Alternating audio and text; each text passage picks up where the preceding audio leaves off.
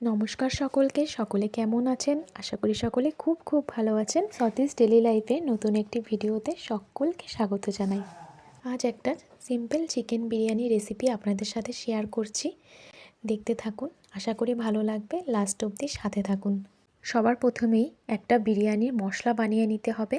আমি এখানে জয়িত্রী, জায়ফল, লবঙ্গ, দারচিনি, এলাচ, কিছুটা জিরে সব মিলিয়ে কড়াইতে একটু ভেজে নিতে হবে। মশলাগুলি কড়াই থেকে নামিয়ে ঠান্ডা হতে হতে এদিকে আমি চিকেনটাকে ম্যারিনেট করে নিয়েছি।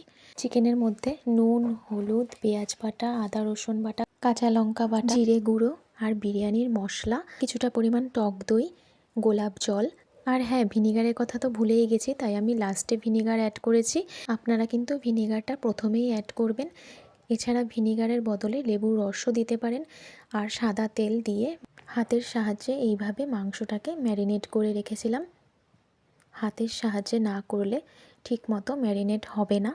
কিছুক্ষণের জন্য রেস্টে রেখে দিয়েছি ঢাকা দিয়ে 30 মিনিটের জন্য। এরপরে কড়াইতে কিছুটা সাদা তেল গরম করে পেঁয়াজের বেরেস্তা বানিয়ে নেব।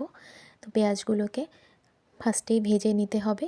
এখন এইভাবে করে লাল লাল করে ভেজে তুলে নিতে হবে।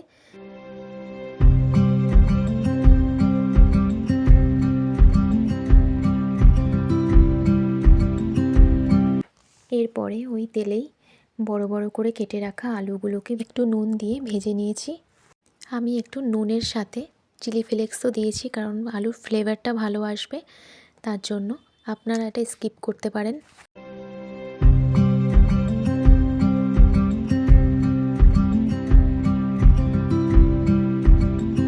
আলুগুলো ভাজা হয়ে গেলে ওই তেলেই দুটো তেজপাতা ফোড়ন দিয়ে ম্যারিনেট করে রাখা চিকেনটা আমি দিয়ে দিয়েছিলাম।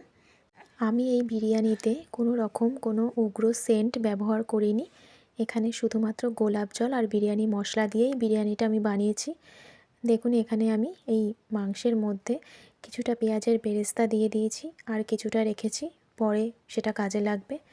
এরপরে আলুগুলোকেও দিয়ে দিয়েছি। আলুগুলো দিয়ে ভালোভাবে কষিয়ে নিতে হবে। পাশেই আমি হাঁড়িতে জল ফুটতে দিয়েছি।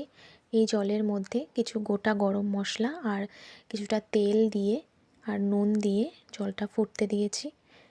জলটা ফুটে উঠলেই আমি চাল দিয়ে দেব। আর এদিকে মাংসের মধ্যে কিছুটা গরম জল অ্যাড করে মাংসটা ঢাকা দিয়ে রেখেছি। ঢাকা দিয়ে 5-10 মিনিট ফুটিয়ে আমি মাংসটা নামিয়ে ফেলেছি। তো মাংসটা রেডি হয়ে গেছে আর এদিকে চালও হয়ে গেছে। চালটা তো বেশিক্ষণ লাগবে না করতে।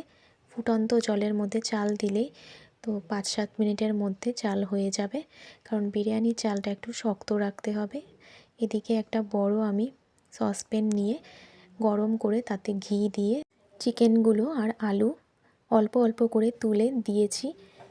এরপরে তার উপর দিয়ে অল্প অল্প করে ভাত দিয়ে পেঁয়াজের বেরেস্তা দিয়েছি আর বিরিয়ানির মশলা দিয়েছি, একটু গোলাপ জল দিয়েছি আর একটু দুধের মধ্যে হলুদ গুলে রেখেছিলাম, সেটাও একটু একটু করে অ্যাড করেছি। আর হ্যাঁ, একটু ব্ল্যাক পেপারও ছড়িয়ে দিয়েছি।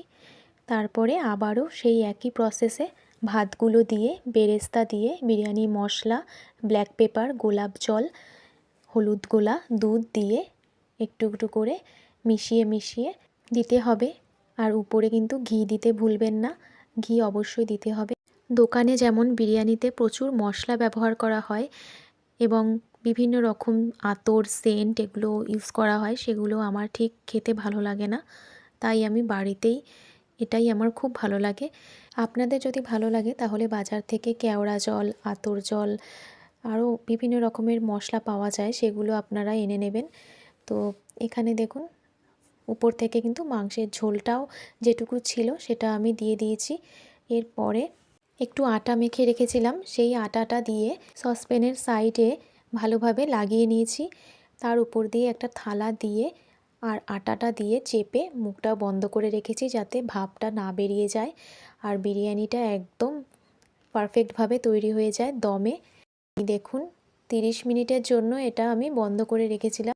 ঢাকনাটা খোলার পরে দেখুন, আপনারা দেখে বুঝতেই পারবেন যে কতটা সুন্দরভাবে এটা তৈরি হয়ে গেছে। আর খেতেও কিন্তু খুব টেস্টি হয়েছিল। মাঝে মাঝেই যখন বিরিয়ানি খেতে ইচ্ছে করবে, তো বাড়িতেই তাড়াতাড়ি ঝটপট বানিয়ে ফেলা যাবে সামান্য সহজ কিছু উপকরণ দিয়েই ঘরোয়া বিরিয়ানি। তো একবার কিন্তু ট্রাই করে অবশ্যই কিন্তু জানাবেন। রেসিপিটি যদি ভালো লেগে থাকে তাহলে কিন্তু অবশ্যই সাবস্ক্রাইব করে যাবেন আমার চ্যানেলটি। বাচ্চারা বায়না করলে ঝটপট এটা বানিয়ে দিতে পারবে। আজকের মতো আসি, টাটা।